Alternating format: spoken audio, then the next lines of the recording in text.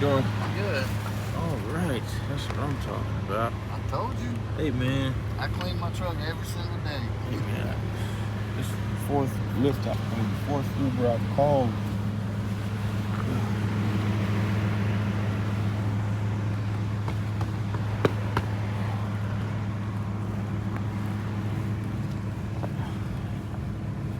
So if you don't mind, about 1 minute.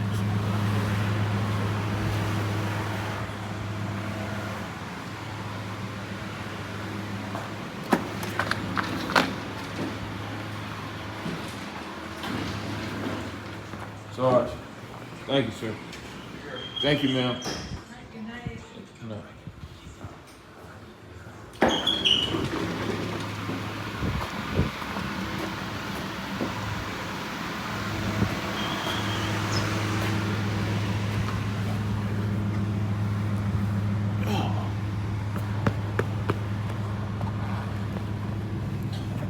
I even have double mats because I don't like my truck to get dirty. I hear that. Head to your drop off at 2912 Edendary Drive. Well, how's your day going?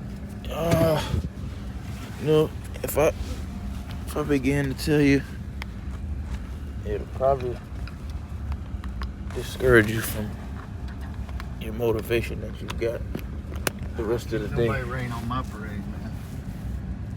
Oh man, I called three medical Ubers through Humana Health Insurance after I was discharged from the hospital. All three of them were dirty. First two had dirty seats. Third one had toxic smell in the car. Now, I saw your note. I was like, what? And I wouldn't get in a car that's dirty. Oh my I God, you tell that me now. about it. Yeah, the lift. It's hard enough to get in a stranger's car, Right. but I'm definitely not getting in a stranger's car that's filled with a lot of yuck. Right. That's a perfect point.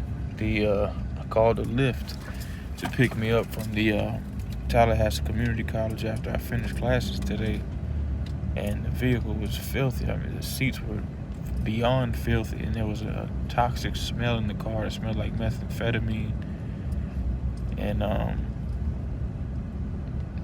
the woman had her AC pumping real high, and you could just smell it coming through the vents like she used to smoke narcotics in her vehicle. Only thing you should smell in my car is coconut smell, because I like to keep it coconutty. Yeah. It smells very clean in your vehicle. Her vehicle though, within 1 to 2 minutes of just me opening her door and just asking her very politely if she could just cancel the ride so I could call another Lyft, I started feeling dizzy, like I was about to faint, and then my body started heating up, my head started hurting. I had to call the ambulance to take me to the emergency room, and this was at about 7 o'clock p.m. yesterday. I've been here at the emergency room the majority of the time just trying to find a clean vehicle to take me home. Oh, wow. I walked outside after the third vehicle, and somebody outside was smoking a cigarette, and the Uber that smelled toxic was around the corner, and as soon as I walked outside and smelled that cigarette smell from a couple that was out there that was about to walk into the hospital, my stomach, I felt a sharp pain in the middle of my stomach, and my stomach started hurting really bad. I was about to walk back into the hospital, but then the Uber driver called me and said, "Hey, it's only a few minutes left for the Uber ride. Where are you?" I said, "I'm standing right in front of the emergency room." He pulled up in front of the emergency room. I opened the vehicle door. The vehicle smelled toxic. I couldn't even stomach the smell after just putting my head inside the vehicle, because I was about to sit inside the vehicle because the seats weren't dirty. There was a little bit of, looked like some dirt that was like in the crevices, deep in the crevices, but he had leather seats and the leather looked clean. And at that point I was just gonna suffice for even the little dirt in the crevices just so I can go home. I was so tired. But the vehicle smelled toxic. I couldn't even stomach the smell. And I asked him to cancel the ride. I walked back in, and I told the nurse at the front desk again, and I told her my stomach was hurting, and I told her my stomach was hurting all of a sudden from the cigarette smell when I walked outside. I asked her if I should check back in, and she said yes. So I checked back in, and they gave me some called magnesium or something. They said it was a concoction that they made at the hospital. They said I could only get it at the hospital. So, but they gave it to me. As soon as I drank it, I felt better, but within 1 second. And I asked them if I could get that prescribed or where could I purchase that, and they said they only have it at the hospital. Nowadays, they're not really allowed to prescribe a whole lot from the ER. You got to go through either pain management or go through your local doctor. But even your local doctor can't prescribe a lot of stuff anymore because there's too many people out there drug seeking. And so they try to limit what they can give out. Plus, too many doctors were given prescription out like they were candy, you know. Yeah, I remember hearing stories. There were people coming from out of town, literally other states, driving to Florida just to go to the what they call them, the pill mills. Mm-hmm.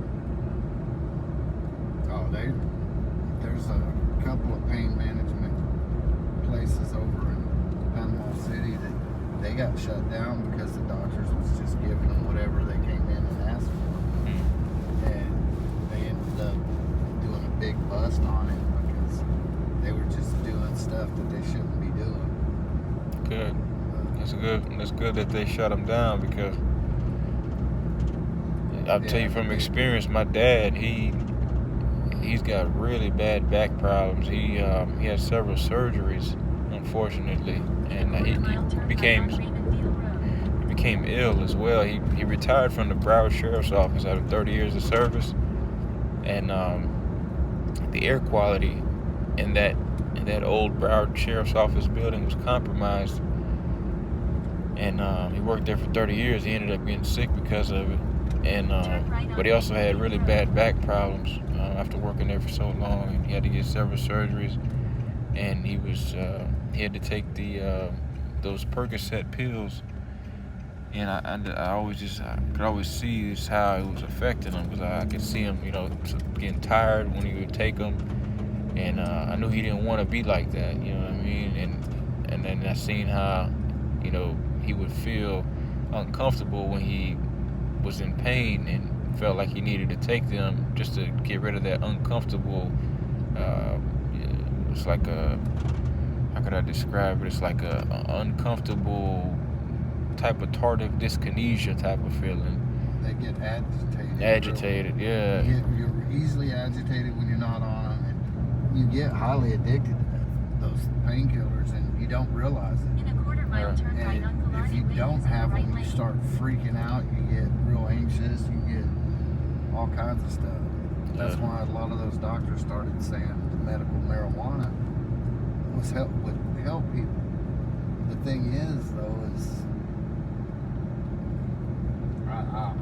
you're not going to tell me an illegal drug is going to be good for me.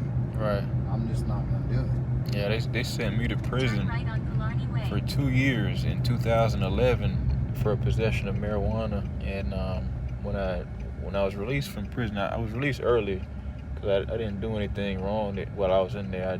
I got my education and I got out. And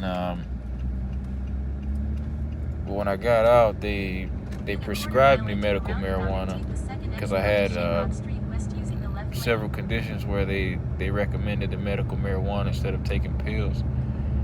And so I did what the doctor said. I got my medical card. I paid for my prescription. I only filled it once, though. I mean, I paid like $400 something just to get the medical card, and I filled it once at the medical dispensary called True Leave.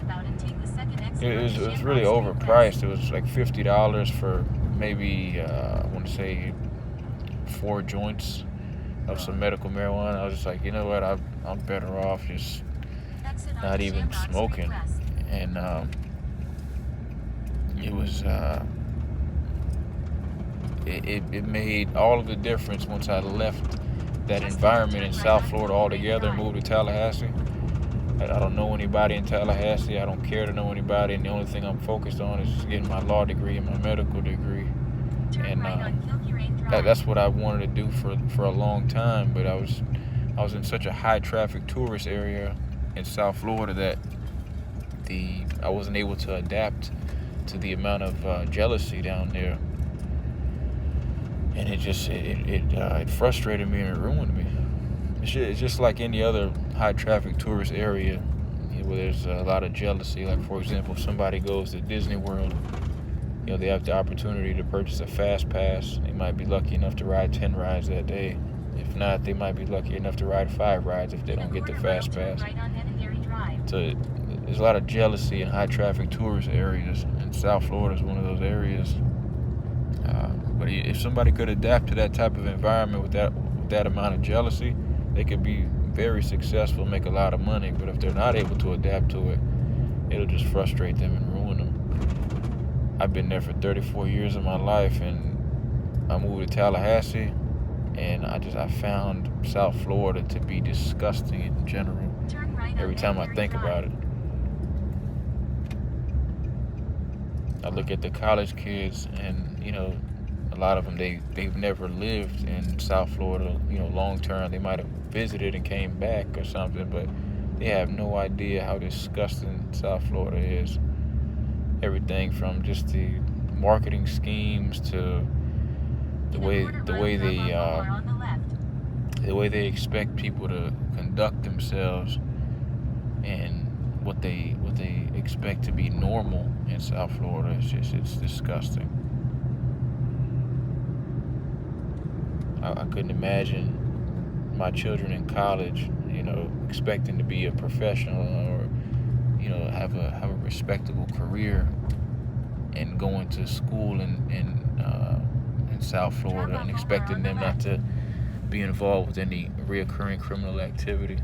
It's this one, right? Yes, sir. I've got a 2-year-old and a 15-year-old, so I know from experience. Thank you, man. Yeah, I know from experience, because when I was 15, I didn't have anybody like me to stand up for me. So I know from experience that it's important for me to get my medical degree and my law degree, at the least for my children. Yeah, man. Thank you, man. Hope you get it. Thank you, man. Yes, sir. I don't need good luck, though. I need people to stop breaking the law. Yeah. Take care of yourself, man. Yes, sir. Have a good one. Same to you.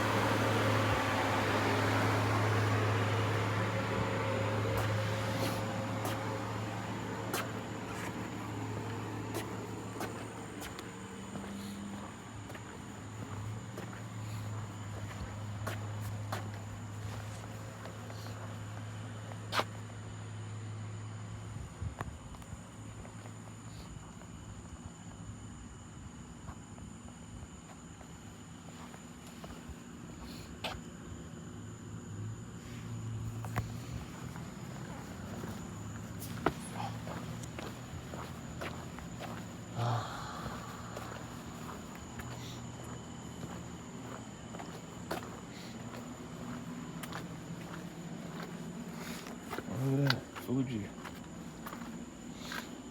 Oh, we got a facial at the Fuji Spa, Tallahassee, next to the Bonefish Grill. I eat some steak and shrimp there as well.